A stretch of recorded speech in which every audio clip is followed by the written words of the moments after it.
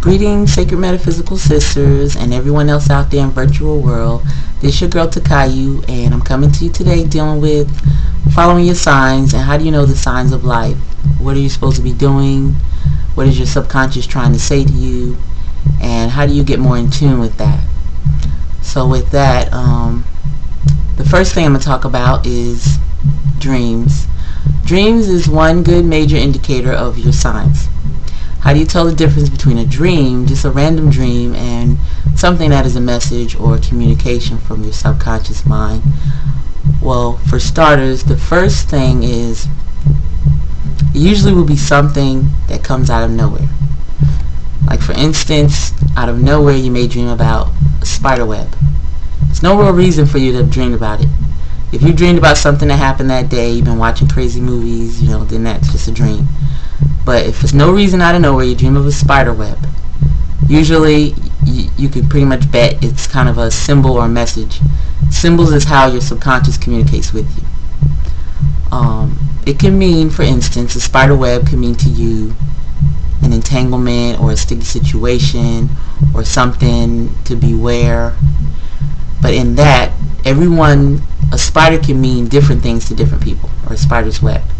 So I would suggest you get a journal, write down certain symbols as you go along and what do they symbolize to you, so that when you dream of certain things you can know what they mean.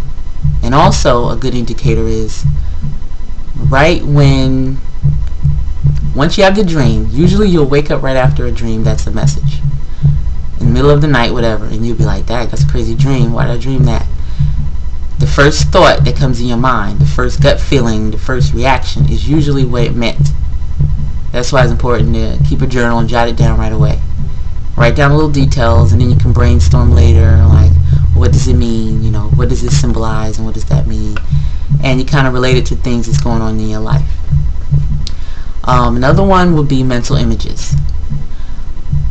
Certain images can just pop in your head out of nowhere. You could just in a split second see something or hear something, your attention is just drawn to it, and in that split moment you might think that's strange.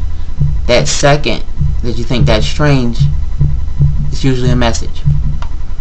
And the main way that you can get more in tune with that is just ask yourself questions constantly.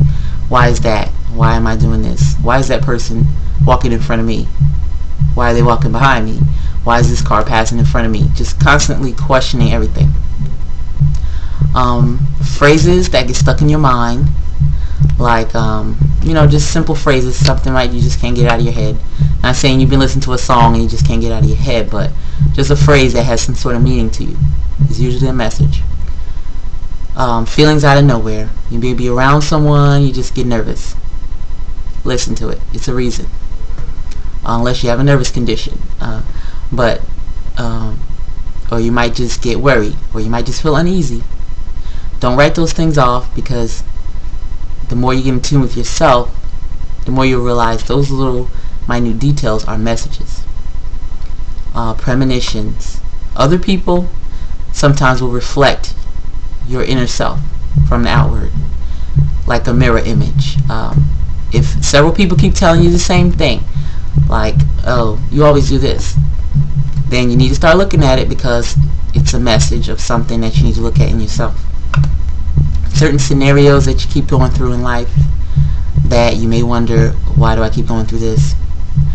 You need to stop and reflect. The bottom line in finding the signs is questioning everything, paying attention to every little minute detail, and journaling. Start journaling, start writing down your symbols, your signs, start asking yourself questions like, who am I? You might not get these answers right away, but just keep asking yourself these questions, and pretty soon your subconscious will reveal itself more and more to you, and your inner self will come more to the surface. Who am I? Why did I come here? What do I really want out of life? What do I need to overcome? What type of relationships am I attracting, and why? Why do I keep attracting certain relationships, certain scenarios? Why do I keep being a victim? Why can't I get over certain obstacles? What is it I need to learn? constantly ask yourself these questions, because the mind is such that if you do not question it, it will send you on a you'll be lost trying to figure out what happened.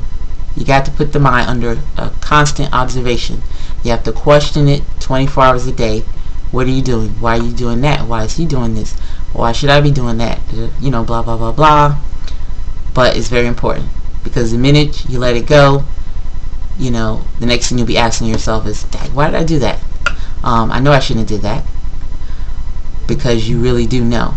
You just have to listen. So with this, I'm going to urge you to write a journal or start jotting down everything and your details. And if you're a conscious sister, log on to www.sacredmetaphysicalsisters.ning.com. Have a great day.